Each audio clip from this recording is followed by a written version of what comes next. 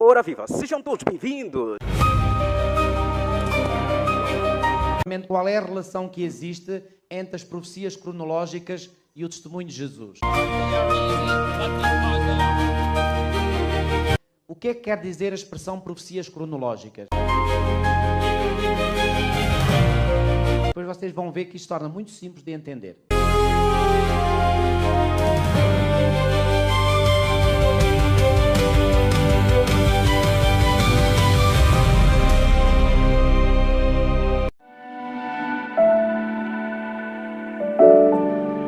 O vídeo já vai começar, mas antes, não se esqueça de se inscrever e ativar as notificações.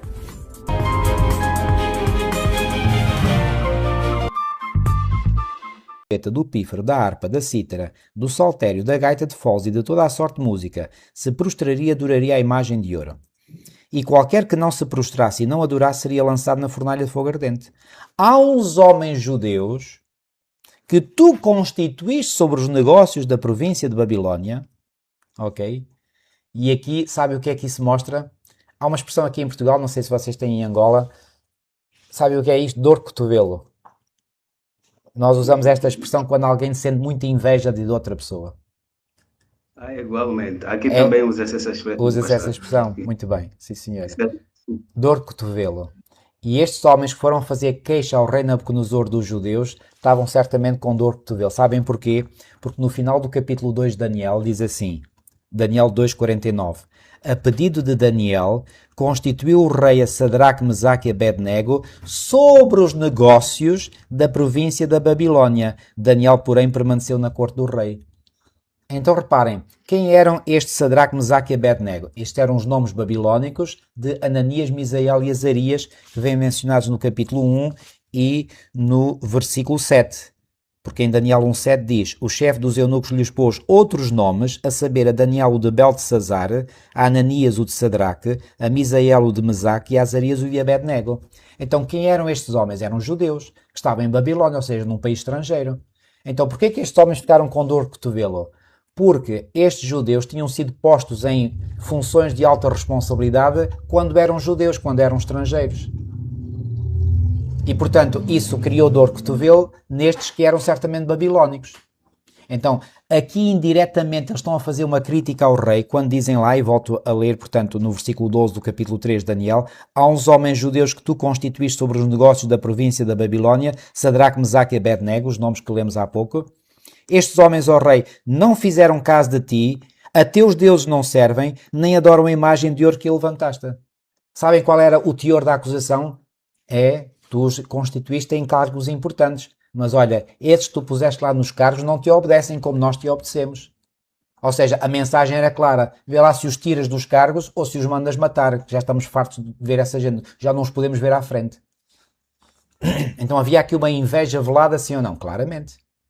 E eu posso imaginar, queridos, e isto é uma ideia que já me veio à mente, que estes indivíduos que estavam cheios de inveja por estes judeus, eles sabiam certamente qual era a sua fé e a sua religião e sabiam que eles não se iriam inclinar diante da estátua. Eu estou mais do que certo que eles devem se ter colocado em posições estratégicas, bem perto deles, para verem o que é que eles faziam, para depois terem que os acusar diante do rei. Foi isso mesmo que eles fizeram. Então, estes três judeus estiveram expostos a uma pressão social, aliás, todos estavam, incluindo estes três. O que é que aconteceu? Versículo 14. Perdão, versículo 13. Então Nabucodonosor, e já agora, reparem que eles nesta acusação ligam aqui a algo muito importante de ser ligado. Eles dizem claramente, não adoram a imagem de ouro que levantaste. Eles não iam apenas a uma cerimónia de inauguração de uma estátua. Eles iam a uma cerimónia de adoração. E porquê que era importante adorar esta estátua? Já agora, eu há bocadinho não expliquei tudo. No capítulo 2 é mencionado que o rei Nabucodonosor viu em sonho uma estátua. E essa estátua era composta por vários metais. Ok? Não vou explanar isto em detalhe. E o profeta Daniel, que era um profeta de Deus, Deus depois lhe revelou o mesmo sonho que tinha dado a Nabucodonosor vai revelar a Daniel. E Daniel, para além de dizer ao rei o sonho que ele tinha tido, porque o rei se tinha esquecido daquilo que tinha sonhado, só sabia que tinha sonhado, mas não se lembrava do que tinha sonhado, O profeta Daniel apenas não disse ao rei o que é que ele tinha sonhado, mas explicou o que é que esse sonho significava. E explicou dizendo que cada metal que compunha aquela estátua, que era uma estátua heterogénea, ou seja, composta por diferentes metais, significava vários reinos. Por exemplo, a cabeça de ouro representava a Babilónia, o peito e os braços de prata significavam o império que seguiria a Babilónia, que foi o Império Medo-Persa, que vem mencionado também no livro de Daniel. Depois seguir-se-ia o reino representado pelo bronze das coxas e dos quadris, que era a Grécia. Depois as pernas de ferro, que viria a ser o Império Romano, e assim sucessivamente. Ok? E Daniel foi muito claro ao dizer... Sim, sim, irmão. Pastor, eu vou fazer aqui um ponto. Gostaria de. Pronto, com essa explicação que o pastor deu, há uma brecha ali para um irmão que faz uma pergunta aqui. Se de facto Daniel, a Bíblia não fala que Daniel esteve nessa inauguração. Isso. Não é? Onde não fala nessa inauguração. É verdade. E ele diz assim. Então, com essa explicação que o pastor dá, me dá a entender que Daniel não foi, porque o rei Nabucodonosor foi teimoso mesmo por Daniel já ter lhe dito o significado da estátua, não é? Ele manda mesmo faça a estátua e concede aí o povo para uma adoração. De facto, Daniel não é mostrado aqui na Bíblia nesse invento. Então, dá a entender que Daniel não foi porque concluiu que o rei era já teimoso, não é? É uma explicação possível. No entanto, eu vou ser franco convosco. Não me inclino muito para essa questão. Primeiro porque lança assim um bocadinho uma nódoa sobre o caráter de Daniel. Aliás, perdão, quem era teimoso era o rei. Mas eu não creio que... Reparem bem, se os 3 companheiros de Daniel se apresentaram naquele campo de Dura, onde estava a estátua... Certamente que Daniel também tinha sido convocado para estar presente. O que nós podemos deduzir, porque a Bíblia não diz nada sobre isso, é silenciosa sobre isso, o que nós podemos deduzir, com base naquilo que a Bíblia revela, é que se Daniel não se apresentou, é porque ele tinha uma boa razão para não se apresentar. E aquilo que alguns deduzem, e quanto a mim faz sentido esta alegação, é que, reparem, como estavam todos os sátrapas e todos os conselheiros, etc., e o próprio rei estava lá, como vemos pelo relato, porque estes judeus que foram acusados depois vieram à presença do rei Nabucodonosor. Reparem, alguém tinha que ficar no governo em Babilónia, na cidade. E é muito provável, porque aquele texto que há bocadinho lemos em Daniel 2:49, diz: Daniel, porém, permaneceu na corte do rei. Ou seja, Daniel era um dos principais ministros, ou talvez até podíamos dizer o vice-rei, ou hoje diríamos o vice-presidente do reino de Babilónia. Então, porque o rei se ausentou, digamos, do palácio governamental, deixem-me usar este termo mais moderno, o rei deve ter pensado, não vamos deixar o palácio sozinho, vai ficar aqui alguém, pode surgir uma emergência diplomática, etc. E é provável que tenha sido Daniel que esteve lá. E, portanto, havia uma boa razão, ok? Uma razão de peso para Daniel não estar, ok? Mas os 3 companheiros, esses tiveram que ir para lá. Eles foram. E já agora, deixem-me dizer-vos aqui uma coisa. Eu vejo aqui uma grande lição para nós. Será que os 3 companheiros de Daniel, Sadraque, Mesaque e Abednego, eu prefiro chamar os nomes hebraicos, Ananias, Misael e Azarias, será que eles não sabiam para aquilo que iam, quando se dirigiram para a planície de Dura? Claro que sabiam. Então sabiam porque é que foram. Não podiam ficar em casa e dizer, não, nós não vamos para lá para adorar a imagem. Mas eles foram. E eu pergunto, será que esta decisão que eles tomaram não mostra, de certo modo, uma infidelidade da parte deles? Não mostra. Sabem porque é que não mostra? Porque é-nos permitido a nós cristãos ir até ao ponto em que nós não violemos a nossa consciência e a lei de Deus fazendo algo. Reparem, não é pecado nenhum fazer uma viagem até um determinado local. Agora, eles sabiam muito bem na sua mente que podiam ir até ao local, não havia problema nenhum nisso. Só haveria problema se lá no local eles se inclinassem diante da estátua. E isso eles não fizeram. Então, queridos, nós podemos ir até um certo limite, desde que, escutem bem, desde que não violemos nenhum princípio da lei de Deus. Ok?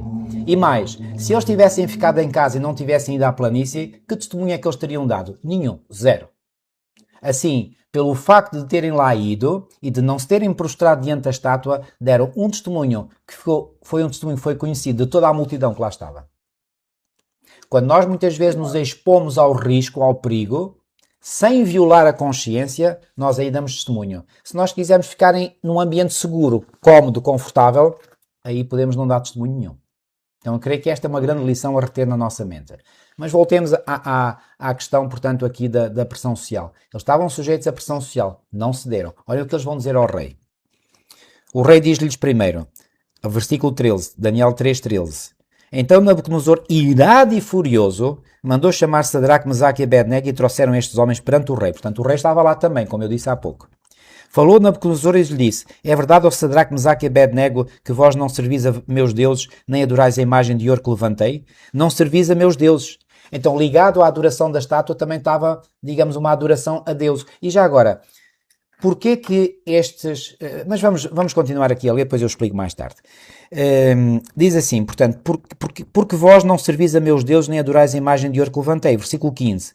Agora, pois, estai dispostos, e quando ouvirdes o som da trombeta, do pífaro, da cítara, da harpa, do saltério, da gaita de foles, prostrai-vos, era uma ordem, e adorai a imagem que fiz. Porém, se não a adorardes, sereis no mesmo instante lançados na fornalha de fogo ardente. E quem é o Deus que vos poderá livrar das minhas mãos? Ui! Quando aqui Nabucodonosor disse isso, ele entrou num campo muito perigoso. E agora reparem na resposta que estes homens vão dar. Versículo 16. Responderam Sadraque, Mesaque e Abednego ao rei. Ó Nabucodonosor, quanto a isto não necessitamos de responder. Ou seja, sabem o que é que eles disseram? Rei, não vamos entrar em discussão contigo. Sabem porquê que eles deram esta resposta? Porque estavam convencidos e perceberam que não valia a pena ali uma guerra de argumentos.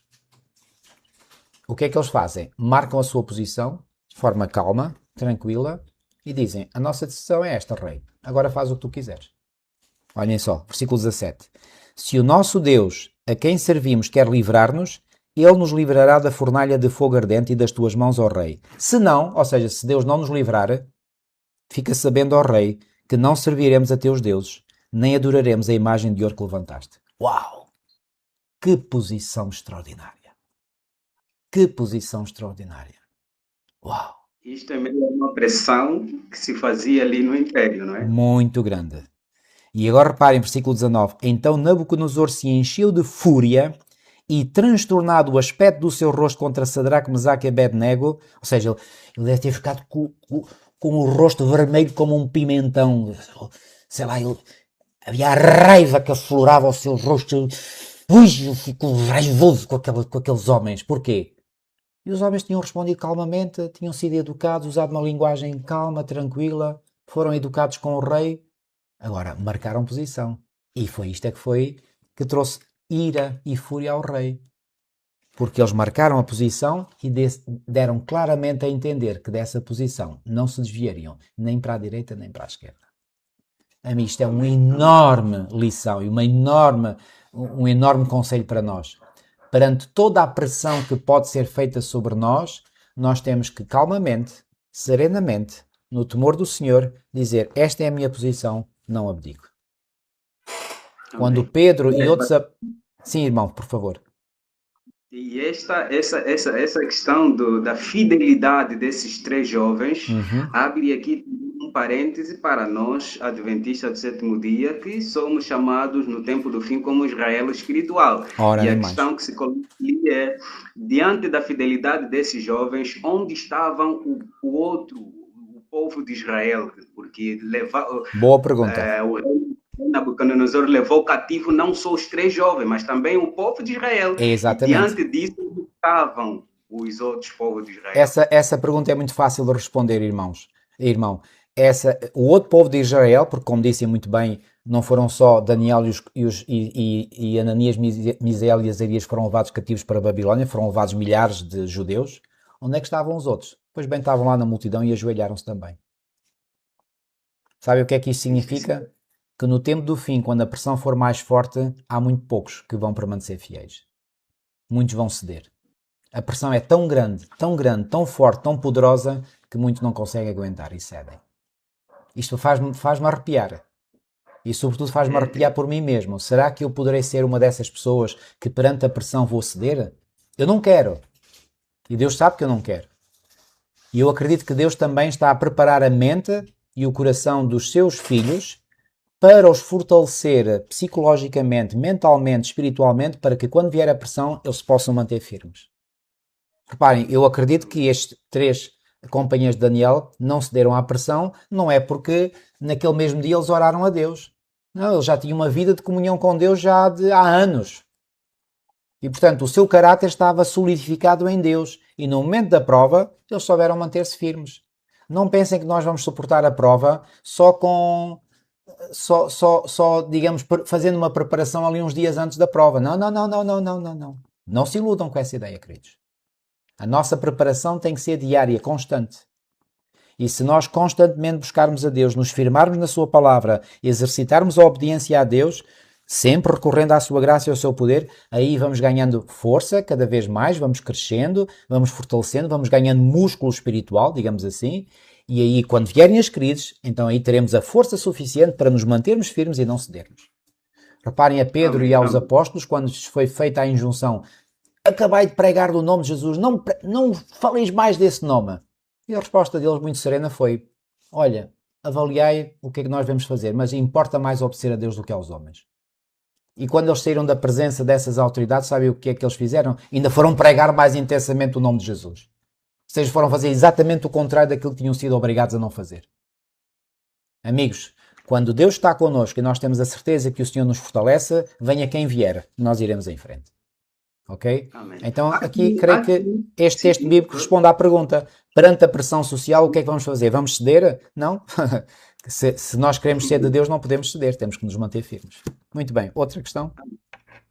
Aqui um irmão, ele diz que eu acompanho muito o pastor nas redes sociais, embora não seja de nenhuma religião, sou um acadêmico, e eu sou um apreciador porque o pastor é um dos poucos que, ao fazer as suas abordagens, preserva sempre os pequenos detalhes, e isso chama a minha atenção. Ele escreve assim: eu gostaria de saber, em Apocalipse 13:16, o texto fala de uma associação ou escolha consciente a uma adoração. Quer dizer, o Apocalipse 13:16 fala mais de uma escolha consciente a uma adoração ou a um chip tecnológico?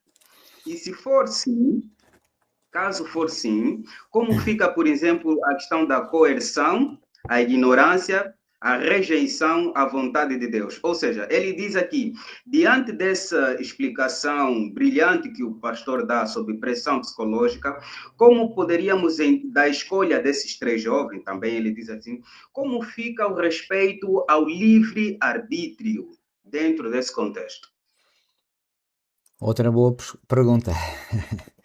Vamos lá.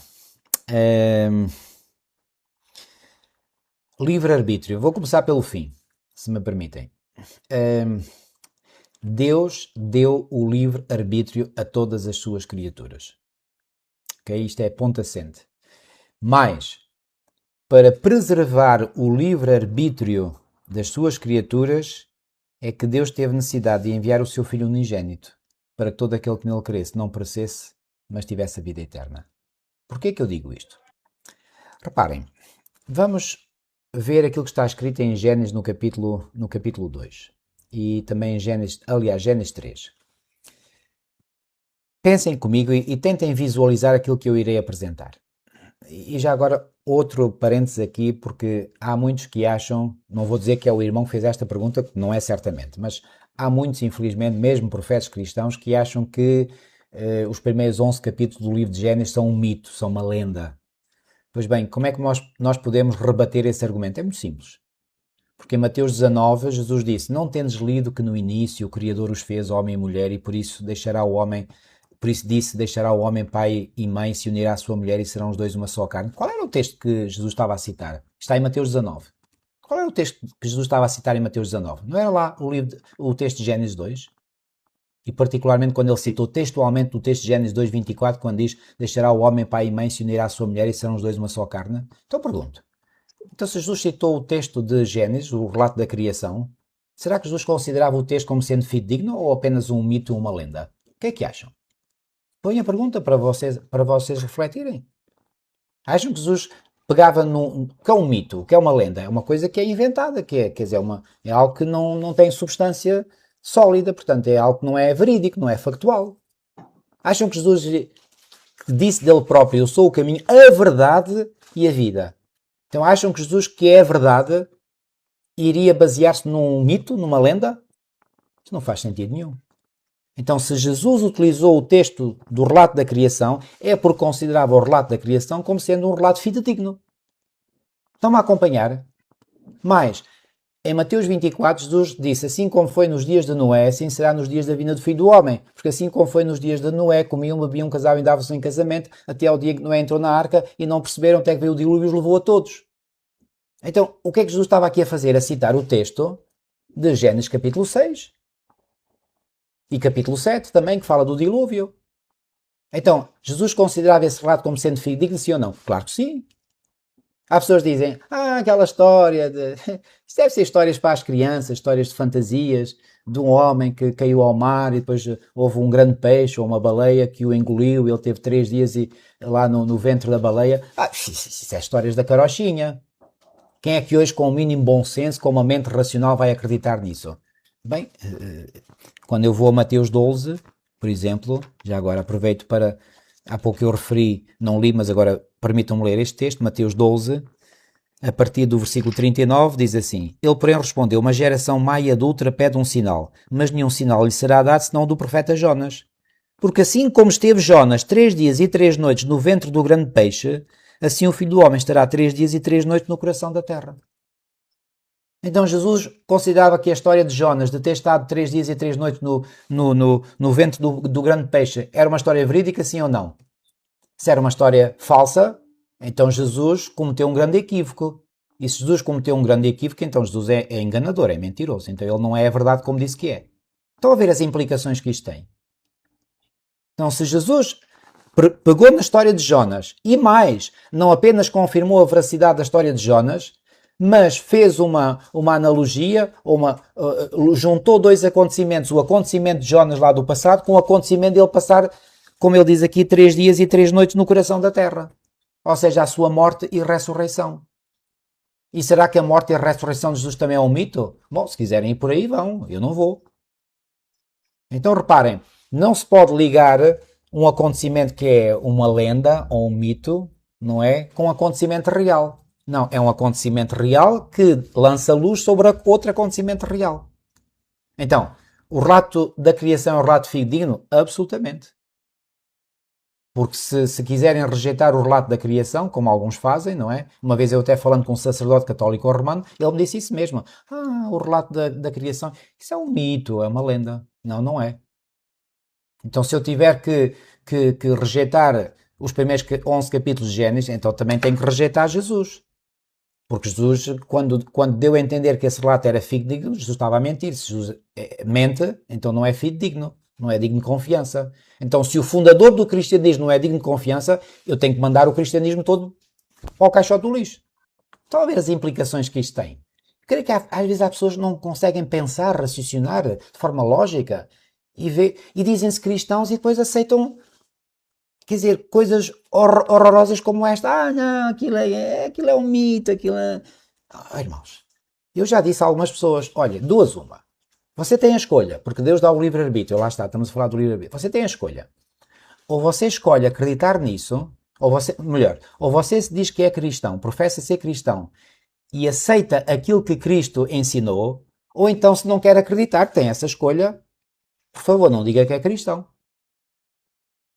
É uma escolha, ok? Vamos voltar lá então à questão do livre-arbítrio. Lá em Gênesis 3, nos é dito que Deus disse, olha, de todas as árvores do jardim poderás comer livremente, mas da árvore que eu pus da árvore do conhecimento do bem e mal não tocarás, porque no dia em que ela tocares certamente morrerás. Imagine agora a cena comigo. Eva desviou-se do seu marido, vai até, porque o relato dá a entender que Eva estava sozinha quando foi tentada, depois é que ela vem ao encontro do seu marido, desvia-se do marido, vai até junto da árvore, é tentada, é seduzida pela serpente, como depois ela própria mais tarde vai reconhecer diante de Deus. Eu faço uma pergunta. Será que Deus não poderia enviar um anjo? Bastava um anjo. Claro, podia enviar mais anjos, 2, 3, 4, 10, uma dezena, uma centena, mas bastava um. Será que Deus não poderia enviar um anjo a interpor-se entre Eva e a árvore e dizer, oh Eva, ei, não toques na árvore. Então não sabes que Deus disse que não podes comer do fruto desta árvore? Só que o relato não diz que Deus enviou nenhum anjo. Sabem porquê? Porque a liberdade implica uma coisa muito forte que é chamada responsabilidade. Eu só sou livre na medida em que sou responsável. E Eva sabia que não podia comer daquele fruto. Ela não precisava de ser novamente alertada, ela já sabia. E sabem o que é que isto quer dizer, irmãos? E por favor, preservem isto na vossa mente. Quando Deus diz algo e Ele sabe que nós sabemos qual é a vontade dEle para nós, se nós vamos fazer algo que é contra a sua vontade, ou se decidimos fazer algo que é contra a sua vontade, sabe, o Senhor não vem enviar uma voz ao nosso ouvido, ou um anjo que aparece visivelmente diante de nós a dizer: ei, não faças isso, porque Deus não quer que faças isso. Deus não envia, como não enviou a Eva. Sabem porquê? Porque Ele nos dá a liberdade, mesmo para fazermos escolhas erradas. Isto é tremendo, mas é verdade. E agora continue a pensar comigo. Acham que Deus não sabia que Eva se tinha aproximado da árvore e que estava para comer do fruto? Será que Deus não estava a contemplar, a ver? Ele que é um Deus omnisciente? Claro que estava. E agora pensem comigo. Se Deus é um Deus omnisciente, será que imediatamente na mente dele ele não pensou o seguinte: olhem, eu tenho duas opções. Vamos aqui raciocinar de forma muito humana. Vamos tentar, digamos, entre aspas, reduzir Deus ao nosso tamanho. Provavelmente não foi isto que passou na mente de Deus, mas vamos imaginar que Deus viveu aqui um tipo de dilema. Não acredito que tenha sido o caso, mas só para nossa ajuda, para raciocinarmos, vamos fazer o seguinte exercício de raciocínio. Vamos imaginar que Deus pensou assim: bom, eu tenho duas opções. Ou eu impeço Eva de comer do fruto da árvore e assim eu não vou ter que passar por um grande sacrifício. E Deus sabia que se Eva pecasse, para resgatar desse pecado, ele tinha que enviar o seu filho unigênito, para que todo aquele que nele cresce não perecesse, mas tivesse a vida eterna, como é dito em João 3,16. Essa era uma opção. Portanto, impedir Eva de comer do fruto para que ele não sofresse a morte do seu amado filho. Ou então, dar a liberdade a Eva para comer, mas dando a liberdade a Eva para comer, isso resultaria na morte do seu filho. Entre a liberdade humana e a morte do seu filho, o que é que Deus escolheu, meus queridos? Isto impressiona-me, isto toca-me o coração. Deus, para preservar a liberdade do ser humano, sacrificou a própria vida do seu filho para preservar a liberdade humana. Isto, para mim, é o argumento mais potente, mais explosivo, que mostra que Deus respeita a liberdade humana. Porque para preservar a liberdade humana, Deus consentiu no enormíssimo sacrifício de dar a sua vida em nosso favor. Que ninguém me venha dizer que Deus não respeita a liberdade humana, porque isso é atentar contra a dignidade de Deus, é insultar Deus na cara. Deus sacrificou-se Ele próprio para, repito, preservar a liberdade humana. Quando eu compreendi isto, até quase que explodia a minha mente. Em admiração, não tenho palavras para exprimir a minha admiração por este Deus magnífico, grandioso, que para respeitar a liberdade humana consentiu numa morte horrenda do seu filho. Amigos, repito, não tenho palavras, não consigo exprimir tudo aquilo que vai no meu coração. Então, não atentem nunca a dizer que Deus não respeita a liberdade humana. Deus respeita. E mais do que respeitar, Deus sacrificou-se para que a liberdade humana seja uma realidade. Agora, queridos, a liberdade humana, volto a dizer, implica uma enorme responsabilidade. Deus deu liberdade a mim e a si. Agora, o que nós fazemos com essa liberdade vai determinar o nosso destino, e o nosso destino é eterno. Então, queridos, o que está em causa é algo muito solene. E, portanto, as nossas escolhas vão determinar o nosso destino. Não se esqueçam disto. Penso que ficou claro, pastor. Penso que ficou claro. Há muitas perguntas aqui, então vamos avançar. Há uma irmã que diz: eu sou membro da Igreja Católica, estou assisto vossos programas. Deus seja louvado, porque tem estado a me despertar muito. E eu tenho irmãos da Igreja Católica. Ela diz que sou a Maria de Carme. Tenho irmãos que vivem em Lisboa. e são afetos à Igreja Católica também. Uhum. E ela diz que, ao ter contato com essas mensagens da Igreja Adventista, muita verdade tem surgido à tona, não é? E ela diz assim, em Lucas 4:16 e em Atos 17:2, eles falam de um certo costume. A pergunta que ela faz é: quando é que estamos perante um costume e quando é que estamos perante um mandamento? E ela diz que, ao analisar a abordagem do pastor, ficou claro de que há um dia que deve ser adorado, não é? Há um dia que deve ser adorado e há uma contrafação, que é o domingo, que é ali apresentado. Mas ela encontra dificuldades na dissertação, no entendimento dessas duas citações. E ela cita aqui Lucas 4:16 e Atos 17, versículo 2, que falam de um certo costume. É um certo costume. E ela gostaria de entender melhor essa questão. Quando é que estamos perante um costume e quando é que estamos perante um mandamento? E ela acrescenta que em Marcos 7, versículo 7 até 9, apresenta-se também que o domingo, e ela entende que o domingo foi colocado como uma imposição, não como um dia verdadeiro de adoração, mas ela gostaria que fosse explicada a questão de quando é que estamos perante um costume e quando é que estamos perante um mandamento. Pastor, eu acho que ela faz essa questão relativamente à citação em que era costume dos apóstolos encontrarem-se depois da morte de Jesus, aqueles incidentes. E muitos apegam-se a esses textos para dizer que não, o domingo era tal e o sábado foi abolido, tal. E ela gostaria de entender melhor quando é que estamos perante um mandamento e quando é que estamos perante um costume. Bom, essa resposta, essa pergunta, aliás, é muito fácil de responder. Bom, como já vimos, há costumes que são fundamentados nos preceitos de homens e há costumes que são fundamentados nos mandamentos de Deus. Ou seja, é o mandamento que vai criar o costume. Ou seja, o costume deriva do mandamento, não é? Por exemplo, em Lucas 23, quando fala aqui, portanto, da morte de Jesus, diz o seguinte, Lucas 23, e no versículo 56, diz assim, portanto, vou ler portanto, o 54 ao 56. Era o dia da preparação, e o dia da preparação na Bíblia é a sexta-feira, portanto, que é o dia que precede o sábado. Era o dia da preparação e começava o sábado, cá está. Portanto, o próprio texto sustenta o que eu acabei de dizer. As mulheres que tinham vindo a Galileia com Jesus seguindo viram o túmulo e como o corpo fora ali depositado. Então se retiraram para preparar aromas e bálsamos e no sábado descansaram segundo o quê? Segundo o mandamento. Então, é o mandamento. Qual mandamento? O quarto mandamento. Já agora, sabem que o quarto mandamento está exatamente no centro da lei de Deus. No texto hebraico há tantas palavras antes do início do quarto mandamento como há palavras após o fim do quarto mandamento.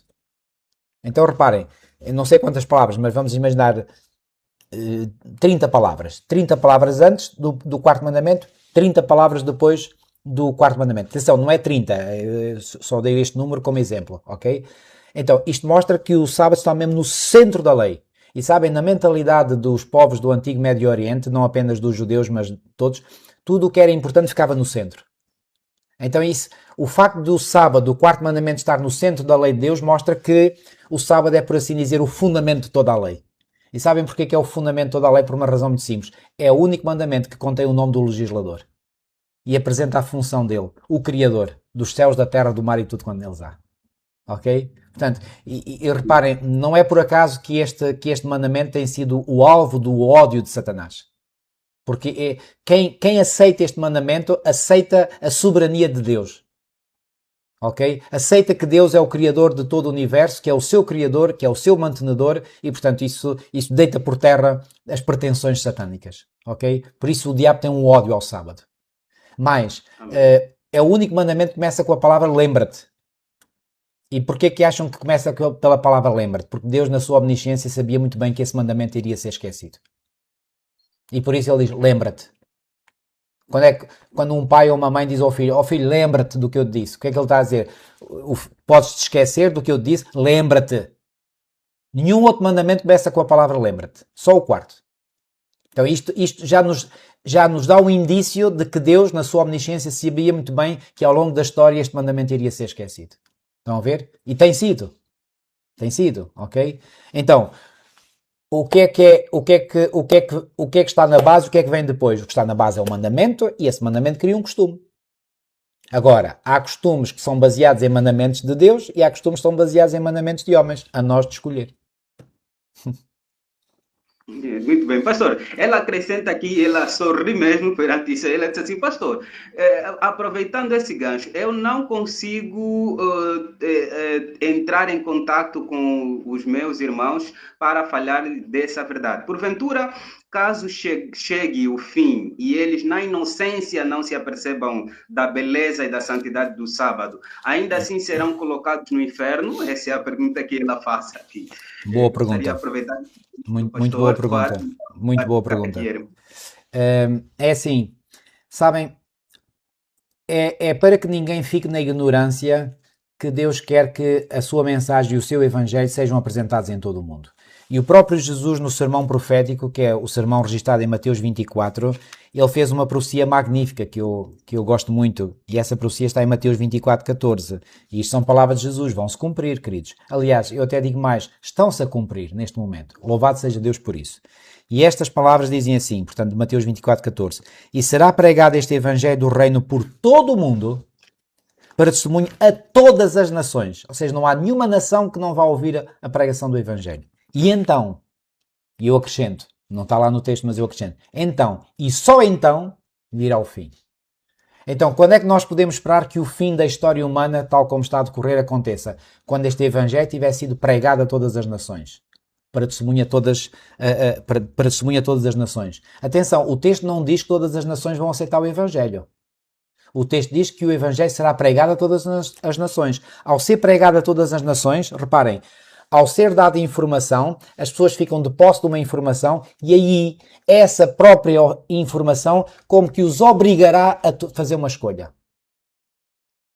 E, portanto, quem está na ignorância até esse momento, bom, isso é diferente, porque há um outro texto em Atos capítulo 17, e partilho este texto convosco, Atos capítulo 17 e versículo 30, diz assim, ora, não levou Deus em conta os tempos da ignorância. Deus é um Deus justo, queridos. Como é que ele pode exigir algo de alguém se essa pessoa não está alertada, não está informada para isso? Não pode. Deus é justo. Imaginem, deixem-me dar esta analogia, um professor numa escola primária ou escola secundária ou mesmo na universidade que, por exemplo, dá uma determinada matéria numa disciplina qualquer e depois vai apresentar um teste, um exame aos seus alunos. E no teste sai matéria que ele não mencionou. Acham que é justo ele classificar essa parte dessa matéria que ele não deu e que sai no teste? Não é justo. Então, se a matéria não foi dada, como é que ele vai exigir que os alunos saibam aquela matéria que não foi dada? O professor só pode legitimamente colocar matéria no teste, matéria que ele ensinou previamente. Então, Deus é justo. E por isso ele não vai exigir das pessoas aquilo que elas não sabem. Daí este texto. Deus não levou Deus em conta aos tempos da ignorância, mas precisamente para que ninguém fique na ignorância, Deus está a fazer com que o Evangelho, a sua verdade, sejam proclamados do mundo inteiro e aí só aí as pessoas não terão desculpa. Até lá, e vou apresentar só mais um texto, cumpre-se aquilo que está escrito por Paulo em Romanos 2, porque em Romanos 2, a partir do versículo 11, diz assim, porque para com Deus não há acepção de pessoas. Este termo acepção significa distinção. Deus não faz distinção. Deus não ama mais uns que outros. Ama a todos por igual, não é? Reparem, um pai ou uma mãe que têm 2 filhos, 3 filhos. Qual é o pai ou a mãe que vai amar mais um filho do que o outro? Ama a todos, ok? Enfim, a menos que o pai ou a mãe tenham algum problema. Agora, o pai e a mãe amam a todos. Mas agora, e aproveito para fazer aqui um paralelismo muito interessante. Qual acham que seja o filho ou a filha que o pai ou a mãe, digamos, sintam mais ternura? Um filho que é obediente ao pai e à mãe ou que é desobediente? Digam-me honestamente. Certamente que eles sentirão mais ternura, mais carinho por aquele que é obediente. Não quer dizer que eles não amem o desobediente. Eles amam o desobediente na mesma. Mas é óbvio que eles se sentem muito mais à vontade e sentem muito maior ternura porque podem ter interação com aquele filho que é obediente. O mesmo com Deus. Deus ama a todos, os filhos obedientes e os filhos desobedientes. Só quem é que ele pode beneficiar? Por quem é que ele tem maior carinho? Por aqueles que lhe são obedientes. Isto é óbvio. Não quer dizer que ele não ama os outros. Ele ama os outros e gostaria de fazer o mesmo bem a esses do que faz àqueles que lhe são obedientes. Mas eles não deixam. Que Deus atua nas suas vidas e Deus, como respeita a liberdade de cada um, deixa-os à vontade. Claro, depois eles colhem frutos terríveis na sua vida. Ok? O que é que diz aqui Paulo em Romanos 2? Versículo 11. Porque para com Deus não há exceção de pessoas, assim pois todos os que pecaram sem lei, ou seja, pressupondo sem conhecimento da lei, também sem lei perecerão. E todos os que com lei pecaram, mediante lei serão julgados. Porque os simples ouvidores da lei não são justos diante de Deus, mas os que praticam a lei hão de ser justificados. Muitos dizem que Paulo não dá importância à lei. Olha, este texto diz exatamente o contrário. Porque ele diz aqui, não é só os simples ouvidores da lei que são justos diante de Deus, mas os que praticam a lei. Agora repare, versículo 14. Quando, pois, os gentios que não têm lei procedem por natureza de conformidade com a lei, não tendo lei, servem eles de lei para si mesmos. Eles mostram a norma da lei gravada no seu coração, testemunhando-lhes também a consciência e os seus pensamentos, mutuamente acusando-se ou defendendo-se. No dia em que Deus, por meio de Cristo Jesus, julgar os segredos dos homens de conformidade com o meu Evangelho. O que é que Paulo está a dizer nestas palavras? Uma coisa muito simples, queridos. O Paulo está a dizer é que, por exemplo, aqui os gentios, que ele menciona aqui no versículo 14, os gentios não têm lei, ou seja, não têm conhecimento da lei, mas procedem por natureza de conformidade com a lei. E o que é que Paulo está a dizer? Estes serão aprovados por Deus. Porquê? Porque eles obedecem pela sua consciência a alguns requisitos da lei que, digamos, está na sua consciência, está, como diz aqui, portanto, eles agem por natureza de conformidade com a lei, não tendo lei, servem eles de lei para si mesmos. Há muitas pessoas que não têm conhecimento da palavra de Deus e eles põem-se normas morais eles próprios, dizem, não, eu acho que é errado matar uma pessoa, eu acho que é errado roubar, eu acho que é errado adulterar, eu acho que é errado mentir, e essas pessoas querem seguir esses princípios e seguem-nos, mesmo não tendo conhecimento total da lei. E o que é que Paulo está aqui a dizer? Essas pessoas serão aprovadas por Deus. Serão aprovadas por Deus. Agora, se pecaram sem conhecimento da lei... Pero reparem, deixem-me dizer-vos uma coisa. Qual é o ser humano que habita a face da Terra, neste momento ou em qualquer momento da história, que não sabe que matar é uma coisa errada? Há algum angolano em boa consciência diga, não, matar é uma coisa boa, não há problema nenhum. Ninguém com o mínimo bom senso acha que matar é uma coisa boa, tirar a vida a um ser humano. Quer dizer, tira-se a vida a um ser humano como se tira um animal, a uma galinha, ou a uma cabra. Quer dizer, até aos animais, digamos, a forma como se matam às vezes animais até já é má, quanto mais um ser humano, quer dizer, que é da nossa espécie, ok? Então, as pessoas não sabem que, por exemplo, roubar é uma coisa má. Porquê que os ladrões roubam pela calada, às escondidas? Porquê que eles não... Olha, podiam pôr um anúncio aí dizendo, olha, punham, por exemplo, um anúncio na minha caixa de correio dizendo, olha, em tal dia às tantas horas vou ir assaltar a sua casa. Eles fazem isso. Os ladrões. Porquê que não fazem? Porque sabem que isso é errado. Porquê que aquele homem que, por exemplo, adultera ou mulher que adultera faz isso às escondidas? Porque sabe que aquilo que está a fazer é errado. Então isto para dizer o quê? Que na consciência de cada ser humano há uma percepção de algumas coisas que são certas e que pertencem à lei de Deus. Mas há outra parte que apenas pela consciência não chegam lá. E Deus vai julgar as pessoas de acordo com a sua consciência, daquilo que o Espírito Santo implantou na sua consciência, porque Paulo em Romanos 9:1 vai dizer que a nossa consciência é a voz do Espírito Santo em nós. Muitos filósofos ao longo da história se debateram e andaram a falar sobre o que é a consciência. Pois bem, a consciência é a voz do Espírito Santo. Então o Espírito Santo, que Jesus disse em João 16:8, nos convence do pecado, da justiça e do juízo, é aquele que nos convence. E quem, no conhecimento que tem, vive de acordo com esse conhecimento, é aprovado por Deus. Agora, quando a pessoa tem o conhecimento e não vive de acordo com o conhecimento que tem, aí a história é outra. Então Deus, que é justo, julga cada um de acordo com aquilo que essa pessoa sabe. E Deus sabe o que é que ela sabe. Amém. É a resposta. Amém. Pastor, há aqui muitas perguntas, mas eu vou filtrar algumas em função do tempo. Voltamos aqui à história do Apocalipse 13 que estávamos a falar. Em Apocalipse 13 fala a ferida mortal foi curada. Qual foi o evento histórico específico que marca a cura do Papa? E por que isso prova que ele é a besta e não a Roma imperial? Ok. Eu vou tentar. A pergunta. Para eu poder responder a toda a extensão da pergunta, precisaria aqui de dar muitos detalhes e tornaria um bocadinho longa a resposta. Mas eu vou tentar resumir da melhor forma possível. Ora bem, Roma Imperial está fora de questão. Está fora de questão porque, reparem, Roma Imperial, e sabemos mesmo pela história, foi um império que dominou, sim, portanto era o mundo civilizado de então, como se chamava, e portanto já há muitos séculos passou a história. Portanto, não tem nenhuma influência atualmente. Quais são os dois grandes poderes que hoje exercem influência no mundo? Pois bem, já agora, eu tenho aqui um livro, e este livro foi escrito por um ex-jesuíta, e o título do livro é Os Jesuítas. E o subtítulo é A Companhia de Jesus e a Traição à Igreja Católica. Não vou entrar no conteúdo deste livro, vou apenas ler aqui algo que este autor escreveu aqui, portanto, no prefácio do seu livro. E, aliás, peço desculpa, não foi o próprio autor, foi um comentário que alguém fez, portanto, ao conteúdo do livro. E é só um parágrafo, eu vou ler. Diz assim: em Os Jesuítas, Malachi Martin, que é o nome do autor deste livro, torna pública pela primeira vez a pungente história dos bastidores de homens e seus motivos e dos meios por eles usados por trás da camuflagem da grandeza jesuíta no passado para construir a nova, entre aspas, Sociedade de Jesus no âmbito mundial. O leitor, ou seja, o leitor deste livro, que eu tenho aqui, conhecerá os líderes e os joguetes, o sangue e o pathos. Pathos é uma palavra grega.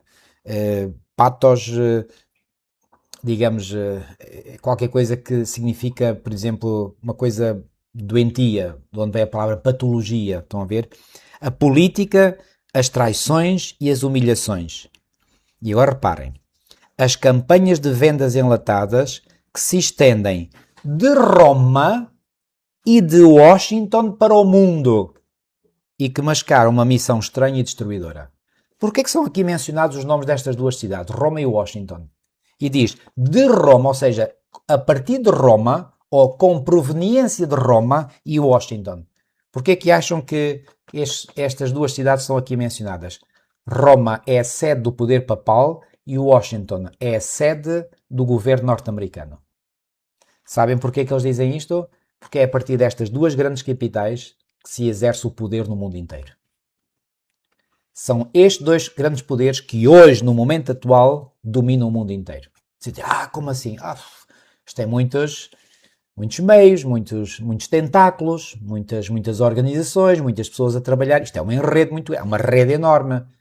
Mas quais são os dois grandes epicentros desta rede? Roma e Washington. Por outras palavras, Roma papal e os Estados Unidos da América. E isto é exatamente a interpretação que nós, adventistas do sétimo dia, temos dado às duas bestas de Apocalipse 13. A primeira besta, como eu já disse, é Roma papal, sistema papal, e a segunda besta, eu não tinha dito há pouco, agora digo, é os Estados Unidos da América. E mais, volto a dizer o que já disse, só para reforçar, a interpretação adventista é a interpretação de todos os reformadores protestantes, que infelizmente o mundo protestante de hoje praticamente abandonou essa interpretação e somos os únicos que mantemos, porque não há alternativa possível. Com todos os dados bíblicos, históricos, exegéticos, tudo o que quiserem, não há volta a dar. A primeira besta de Apocalipse 13 refere-se ao sistema papal. E a segunda besta refere-se aos Estados Unidos. E, curiosamente, os primeiros que avançaram com esta interpretação de que a segunda besta, a besta que emerge da Terra, veio dos Estados Unidos, eu li uma tese de doutoramento muito bem feita por um teólogo brasileiro, ele escreveu um livro muito bom, e ele mostra lá nessa tese que a primeira interpretação não surgiu entre adventistas, surgiu exatamente entre protestantes.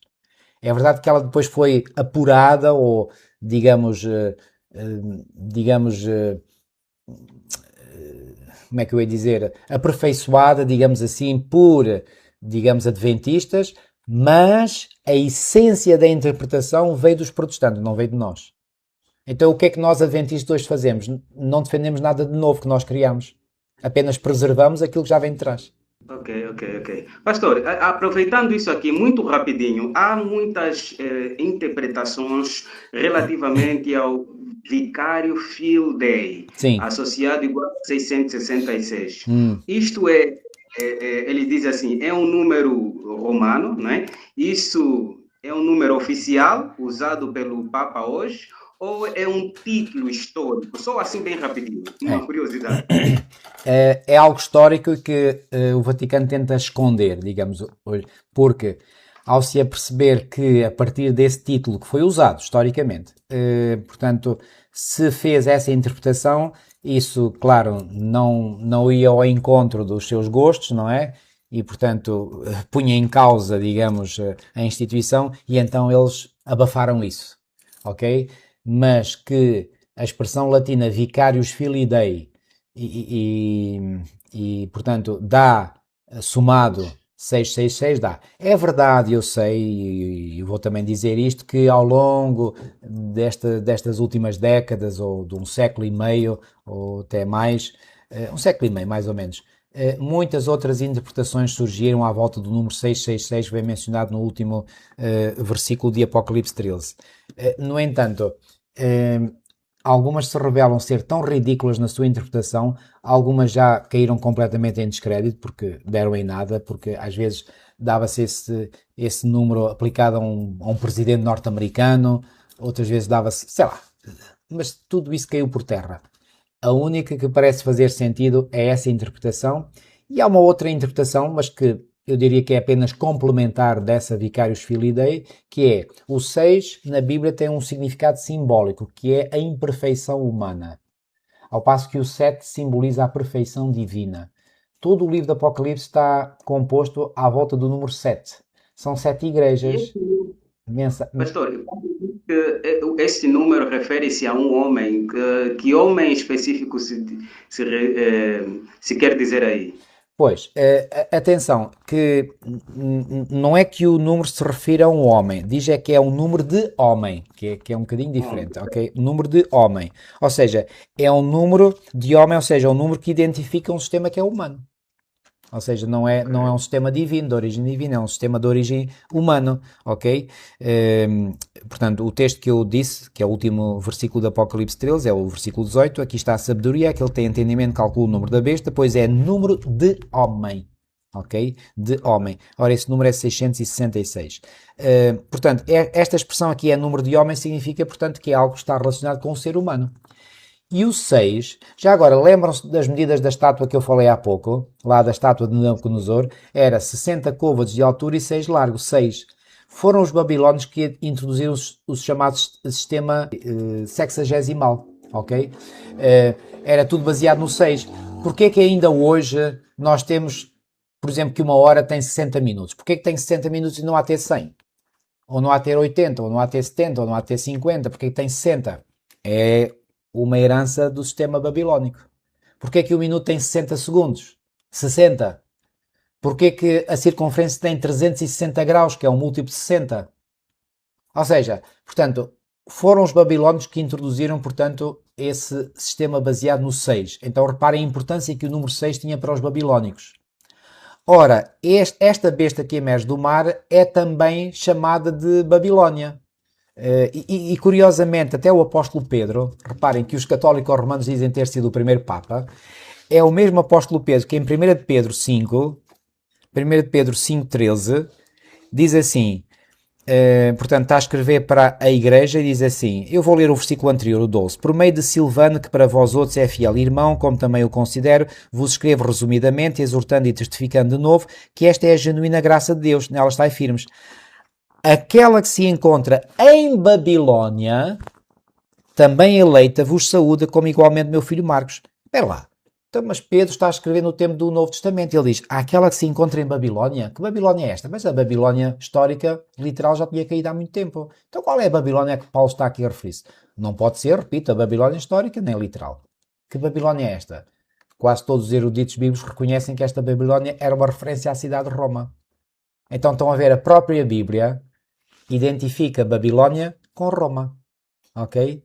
Então, 666 aplicado a um sistema humano que está centrado em Roma tem a mesma característica da Babilónia, cujo sistema estava baseado no 6.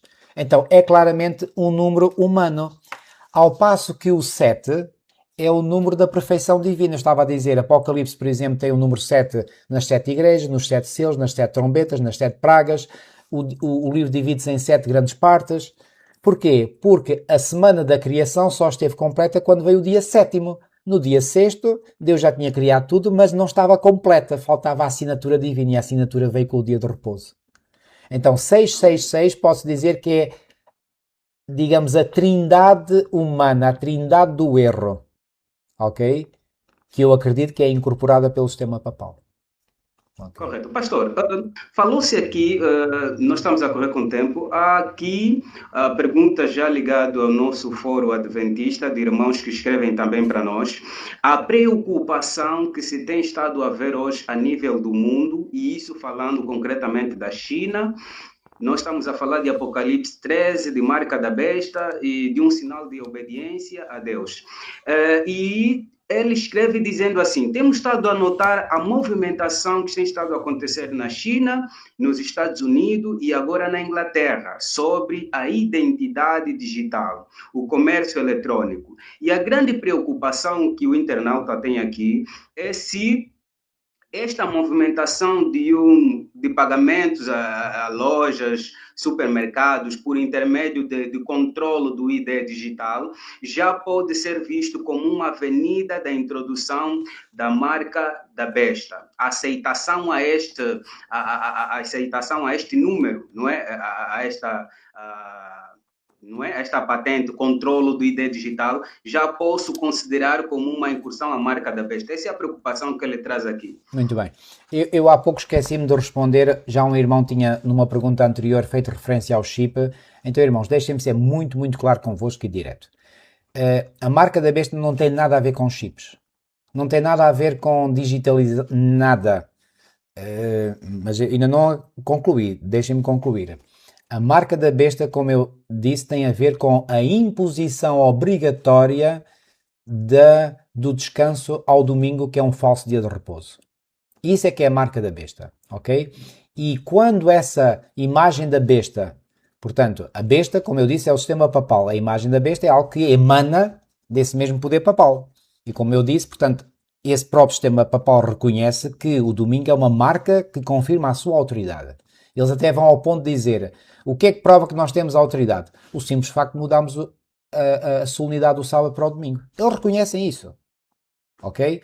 Então, a marca da besta é isso. Agora, é evidente que, havendo sistemas de controlo digitais, de chips, etc., isso, digamos, não é a marca da besta, mas são instrumentos que podem ajudar na implementação da marca da besta. Não sei se me faço entender. Ou seja, temos que fazer aqui uma separação das águas. Repito, não são os sistemas digitais nem chip que são a marca da besta. Está completamente fora de questão. Mas é evidente que quando a marca da besta for imposta, consegue-se muito mais facilmente criar, portanto, uma imposição global, mundial, através de sistemas implantados, sistemas de vigilância, eletrónicos, etc, etc. Estão a perceber o que é que eu quero dizer? Portanto, eu não tenho medo dos sistemas eletrónicos em si, porque, reparem, é como quando surgiu a rádio, as pessoas achavam que a rádio é um instrumento do diabo. Não, quer dizer, pode ser um instrumento do diabo, mas também pode ser um instrumento nas mãos de Deus. Portanto, não é a rádio em si que é boa ou má, depende da utilização que se fizer. Depois surgiu a televisão, dizia-se a mesma coisa. Depois surgiu a internet, idem aspas. Depois vieram as redes sociais, idem aspas. Agora vem a inteligência artificial. Uns dizem que é do diabo também. Quer dizer, todos esses instrumentos tecnológicos depende da utilização que os humanos façam. O problema não está na tecnologia, o problema está nos humanos. Ok? Reparem, uma arma na mão de um polícia honesto pode ser um benefício. A mesma arma na mão de um criminoso pode ser terrível. Então o problema não está na arma em si, está de quem utiliza a arma. Estão a ver? O mesmo com os recursos tecnológicos. Não são os recursos tecnológicos em si que são a marca da besta. Esqueçam isso não existe. Ok? Agora, que esses recursos possam ser utilizados para implementar a marca da besta, isso eu não tenho dúvidas. Estão a ver? Amém. Amém. Pastor, muito bem respondido, Deus seja louvado. Há aqui alguma preocupação relativamente à questão de Donald Trump e J.D. Vance, que é o vice-presidente dos Estados Unidos, que tenham feito esforços no sentido de trazer a religião de volta para os Estados Unidos. E uma vez que há uma agitação política e social, estamos a falar aqui do Apocalipse 13, onde nos Estados Unidos, em alguns estados, há pressão para a votação da lei 1750, da lei azul, não é? Que é a restauração do domingo. E temos estado a ouvir toda essa movimentação, e já existe um departamento que promove cultos, não é? Lá nos Estados Unidos, e fala-se sobre também o nacionalismo cristão.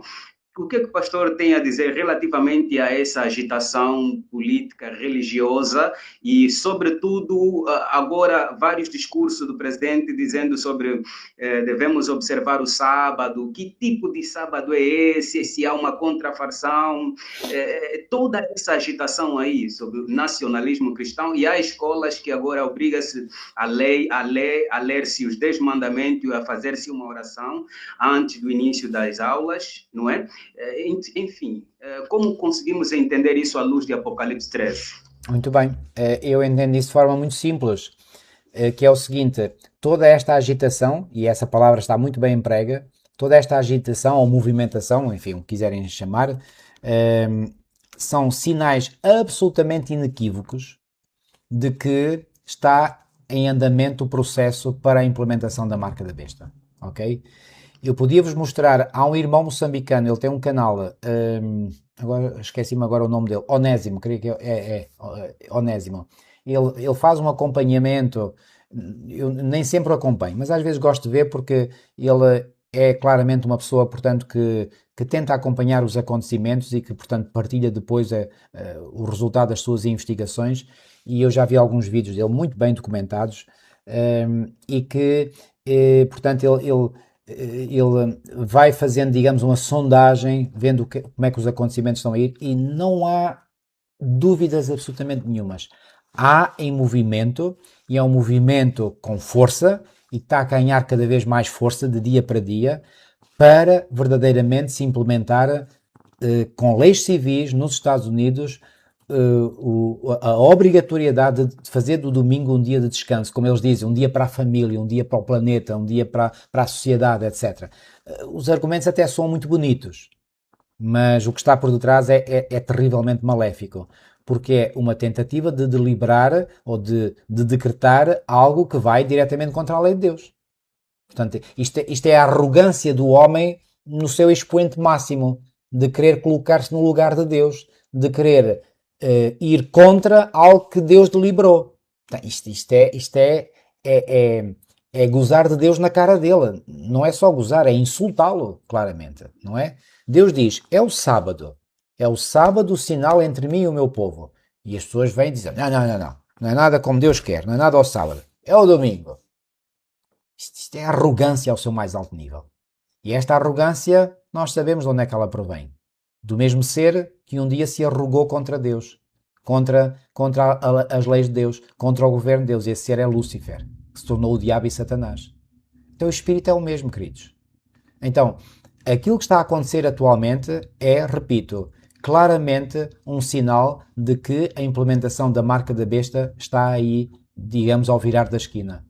Quando eu digo ao virar da esquina, pode ser meses, pode ser anos, mas as coisas estão a andar tão depressa que eu digo, o máximo de tempo que eu dou, enfim, é um palpite meu, atenção, não sou profeta, portanto não posso fazer previsão, mas o palpite que eu dou é que estamos a poucos anos da implementação da marca da besta, por aquilo que me apercebo. E claramente esta administração Trump vence, é uma administração que tem uma agenda muito clara.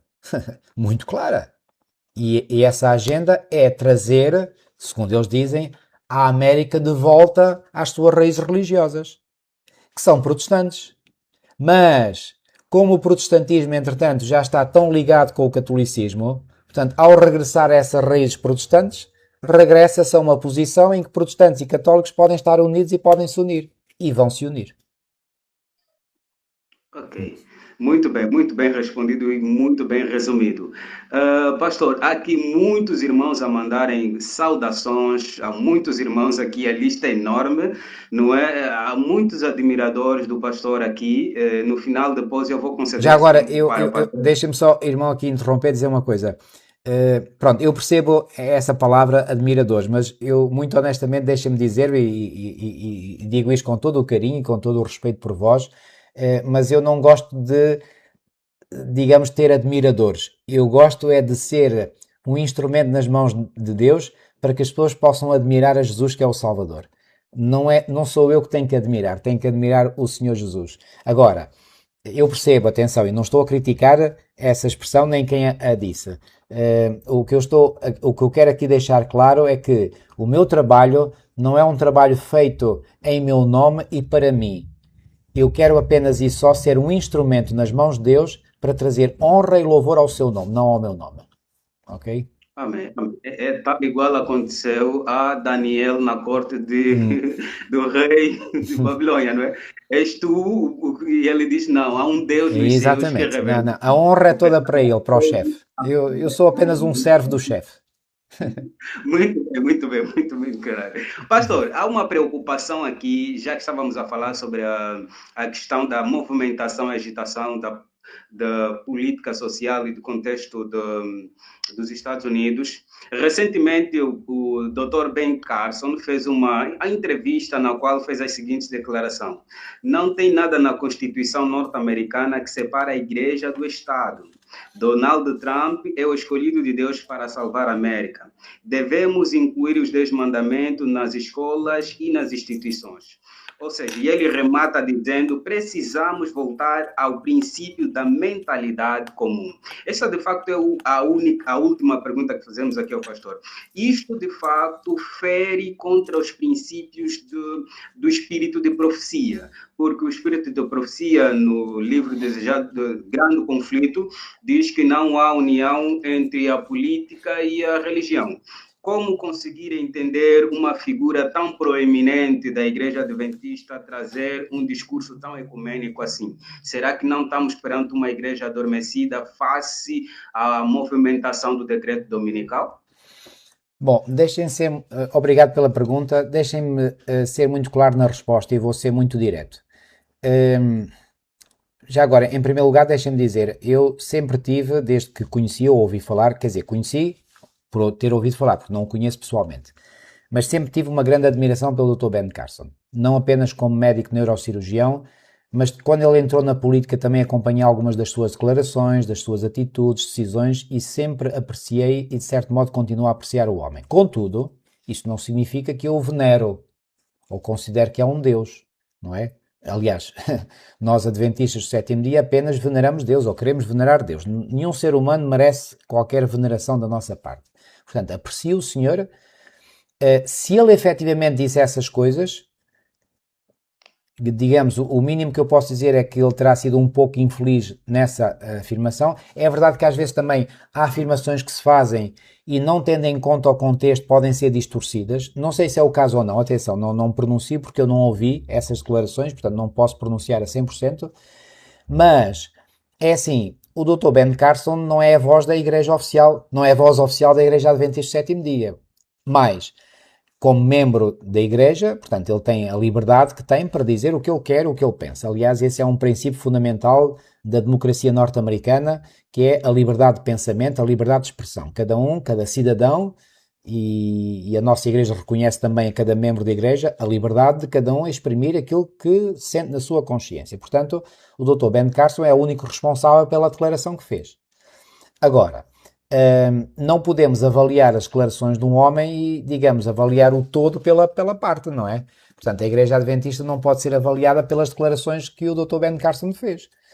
Quando ele se candidatou, por exemplo, portanto, ao cargo, aliás, às eleições nos Estados Unidos, porque ele foi candidato pelo Partido Republicano também, tal como o candidato Donald Trump, a nossa igreja, na altura, eu li isso, emitiu um comunicado oficial, público, dizendo que, ok, nós como igreja demarcamos-nos da posição do Dr. Ben Carson, ele é um cidadão livre, pode fazer as escolhas que quiser, nós nos demarcamos, portanto, continuamos a manter a nossa posição, não apoiamos nenhum candidato em particular, nem somos contra nenhum, portanto, é algo...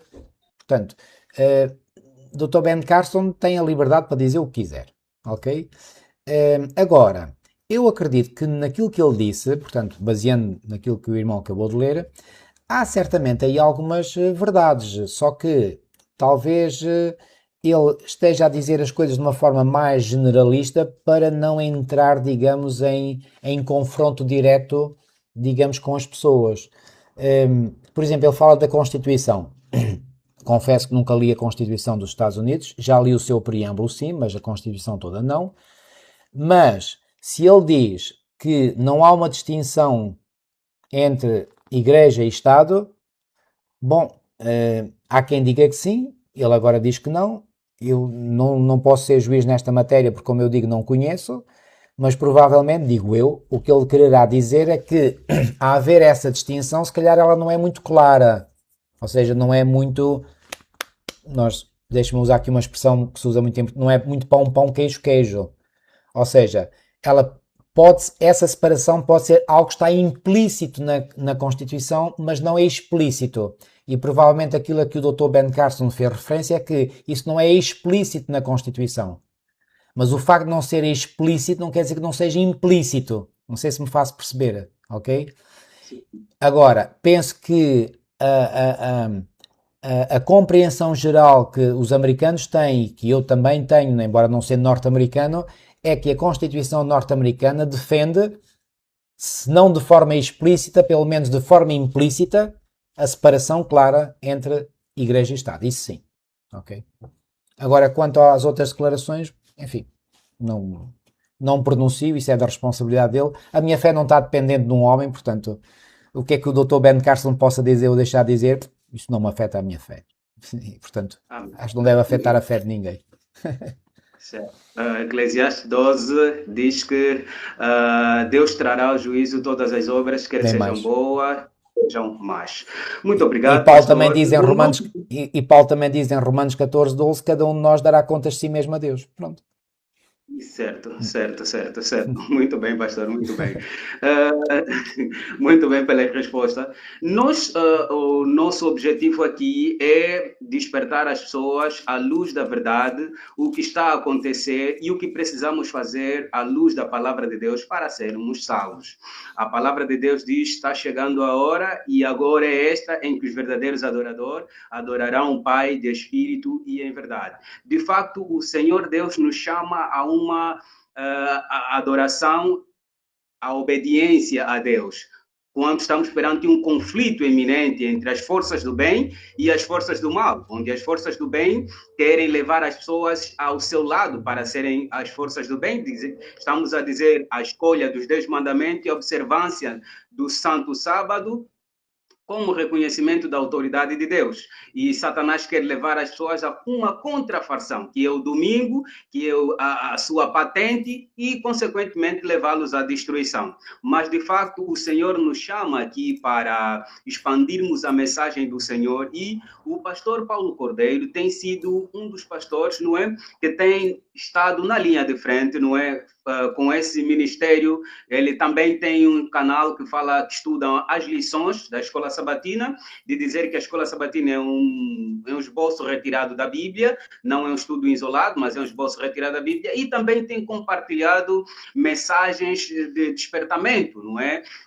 E nós gostaríamos, nesse preciso momento, conceder alguns minutinhos ao pastor para fazer então mais últimas palavras relativamente a esse tempo difícil em que nos encontramos e que decisões precisamos tomar, não é, para então sermos salvos. E digamos isso em um momento bastante crítico que a humanidade está a viver, e nós somos chamados a fazer uma decisão, a tomar uma decisão e uma escolha. Gostaríamos então de conceder tempo ao pastor, não é, para então fazer um apelo aos internautas que não são adventistas, mas são de outras denominações que nos estão a ouvir à luz daquilo que falamos. Então, fazer um apelo a essas pessoas. Muito bem, muito obrigado, irmão, por me dar esta oportunidade, e eu quero aproveitar esta oportunidade para dizer em primeiro lugar o seguinte: nós, adventistas do sétimo dia, de forma oficial, nunca assumimos a ideia de que nós somos os únicos que seremos salvos. Nunca isso aconteceu. Se algum adventista do sétimo dia, de forma imprudente, deu a entender isso, saibam que essa nunca foi nem é a posição oficial da nossa igreja. Nós achamos que somos uma igreja com uma responsabilidade profética, isso sim. Somos uma igreja que contém a verdade presente, e esta expressão verdade presente é uma expressão bíblica para este tempo, sim, é verdade, mas que essa responsabilidade nos dá um enorme peso de responsabilidade sobre os nossos ombros. A nossa responsabilidade é anunciar a outros a verdade com que Deus nos tem beneficiado, a verdade total, a verdade bíblica, ok? E por isso o meu apelo muito sincero e muito sentido para cada um de vós é: façam por favor, ou peçam a Deus que vos dê um espírito beriano. O que é que eu quero dizer com isso? Eu vou ler aqui um texto que está em Atos, no livro de Atos dos Apóstolos, capítulo 17 e versículo 11, que diz o seguinte: ora, estes de Bereia eram mais nobres que os de Tessalónica, pois receberam a palavra com toda a avidez, examinando as Escrituras todos os dias, para ver se as coisas eram de facto assim. Porquê que Lucas, que foi o que escreveu o Evangelho de Lucas e que escreveu também o livro de Atos dos Apóstolos, porquê que ele disse que os de Bereia eram mais nobres que os de Tessalónica? Porque diz que não apenas receberam a palavra com toda a avidez, mas examinavam as Escrituras todos os dias para ver se as coisas eram de facto assim. Quais coisas? As coisas que eles tinham ouvido Paulo e outros apóstolos pregarem. Ou seja, eles não se contentavam em ouvir. Eles não se contentavam em ouvir aquilo que os apóstolos tinham dito. Eles iam investigar as Escrituras para ver se as coisas eram de facto assim. Queridos, o meu apelo muito sincero para vós neste momento é: não fiquem por aquilo que ouviram de mim. Vão avaliar aquilo que está nas Escrituras. Se têm esta gravação, venham atrás. Vejam os textos que eu citei. Vão ver por vós mesmos. Peçam a iluminação do Espírito Santo. Comparem Escritura com Escritura. Vejam como é que a Escritura se interpreta ela própria. Eu uma vez estava a fazer um programa numa rádio adventista que é aqui em Portugal, a RCS, e estava a apresentar um tema sobre a segunda mensagem angélica de Apocalipse 14:8. E eu fiz uma explanação baseada em muitos textos bíblicos. No dia seguinte houve alguém que ligou para a rádio e disse: olha, eu ontem estava a ouvir aí a vossa rádio e eu vi aí um senhor a falar e vou-lhe ser muito honesto. Olha, eu fiquei furibunda quando ouvi ela falar o que falou. Mas entretanto eu tomei nota das passagens que ele referiu. Sabe uma coisa? Eu fui ver essas passagens, não é que ele tinha razão. Então reparem, esta pessoa ficou furiosa porque não gostou do que eu ouvi. Mas ela teve uma atitude muito nobre, como foi a atitude dos bereanos. Ela foi investigar se realmente as coisas eram assim. Eu lanço-vos este desafio, eu lanço-vos este repto, dou-vos este conselho. Vão investigar por vós mesmos. E deixem-me dizer-vos, e só vou mencionar mais este texto, em Lucas 24, quando Jesus, no dia da sua própria ressurreição, encontrou 2 dos discípulos no caminho para Emaús, como é que ele se apresentou a eles? Eu acho muito impressionante esta apresentação que Jesus fez a eles. Reparem, eu até acho um pouco humorístico este encontro de Jesus com estes 2 discípulos no caminho de Emaús, porque, reparem, eu vou só ler um bocadinho da história. No versículo 16, Lucas 24, 16, diz assim: os seus olhos, porém, estavam como que impedidos de o reconhecer a ele, Jesus. Então lhes perguntou Jesus: que é isso que vos preocupa e de que ides tratando à medida que caminhais? E eles pararam entristecidos. Um, porém, chamado Cleopas, respondeu dizendo: És o único, porventura, que tendo estado em Jerusalém, ignoras as ocorrências destes últimos dias? É como se ele dissesse: espera lá, mas de onde é que tu vens? Tu vens de que mundo? Então tu estás a vir de Jerusalém e não sabes o que é que se passou em Jerusalém? Mas tu és um extraterrestre ou quem? Bom, por acaso até era, de certo sentido. Mas eles ficam, digamos, estupefactos. E Jesus, fazendo-se de ignorante, eu acho muito interessante aqui a atitude de Jesus, no versículo 19, e ele lhes perguntou: quais? Como se não percebesse nada, não tivesse nada por dentro do assunto. Quer dizer, ele viveu tudo isso na pele e está aqui a fazer-se de ignorante. E depois eles dizem, e explicaram o que aconteceu a Jesus, o Nazareno, que era varão profeta, poderoso em obras e palavras diante de Deus e todo o povo, e como os principais sacerdotes e as nossas autoridades o entregaram para ser condenado à morte e o crucificaram. Ora, nós esperávamos fosse ele quem havia de redimir a Israel. Mas depois de tudo isso, é já este o terceiro dia desde que tais coisas sucederam. Por outras palavras, o que é que eles estavam a dizer? Estavam completamente destroçados. Eles tinham posto uma grande expectativa em Jesus e ele tinha sido morto. Ou seja, eles pensavam que era o Messias que vinha libertar Israel dos romanos, agora estava morto. E já tinham passado 3 dias e nada mudou. Eles estavam completamente desapontados, desiludidos. Reparem, aquela pessoa, por exemplo, investe em alguém numa relação amorosa, ou investe dinheiro numa empresa, ou investe dinheiro, seja lá no que for, e depois vê que perde aquilo tudo. Quer dizer, é um sentimento de angústia, de frustração. E era como estes discípulos se sentiam, completamente arrasados, frustrados. E agora aqui Jesus... Eu faço-vos a pergunta, será que Jesus não podia parar e dizer assim: olhem lá, olhem bem para mim, vejam lá quem é que eu sou? Podia ou não podia? Certamente podia. Não foi esse o método que Jesus escolheu. Olhem só, o que é que Jesus escolheu fazer? Versículo 25 em diante. Já agora eu leio os versículos 22 e 20, até 24. É verdade também, dizem eles, que algumas mulheres das que connosco estavam nos surpreenderam tendo ido de madrugada ao túmulo e não achando o corpo de Jesus voltaram dizendo terem tido uma visão de anjos, os quais afirmam que ele vive. De facto, alguns dos nossos foram ao sepulcro e verificaram a exatidão do que disseram as mulheres, porque inicialmente eles não acreditaram nas mulheres. São mulheres, portanto, sabem lá o que é que dizem. Mas depois foram homens. E os homens confirmaram aquilo que as mulheres tinham dito. Então, mas a gente ouviu, mas não temos a certeza. Ok? Mas não ouviram. E agora reparem o que Jesus vai dizer. Então lhes disse Jesus: ó nécios e tardos de coração para crer tudo o que os profetas disseram. Porventura não convinha que o Cristo padecesse e entrasse na sua glória? E começando por Moisés, discorrendo por todos os profetas, expunha-lhes o que a seu respeito constava em todas as Escrituras. Como é que Jesus se deu a conhecer a estes indivíduos que estavam perdidos nos seus pensamentos, tristes, desapontados, frustrados, etc. Como é que ele se deu a conhecer? Foi dando-lhes assim uma palmadinha nas costas e dizendo: ei, olhem bem para mim, vejam lá quem eu sou. Foi este o método? Não foi. Como é que Jesus se revelou a eles? Jesus revelou-se a eles através das Escrituras. Este é o método privilegiado de Deus se revelar à humanidade. E particularmente ao seu povo, através das Escrituras. E mais à frente, queridos, e eu tenho que ler este texto, também no mesmo capítulo 24 de Lucas. Olha aqui o que é que mais à frente nos é dito, versículo 45. Então abriu-lhes o entendimento para compreenderem as Escrituras. Eu até tenho aqui uma nota na minha Bíblia, diz assim: esta é garantidamente a maior bênção que um ser humano pode receber de Deus nesta vida. É o dom para perceber, para compreender as Escrituras. E foi aquilo que Jesus deu a estes discípulos completamente desapontados. Vocês acham que a vida deles, ou a mente deles foi a mesma a partir deste momento? Claro que houve uma mudança total.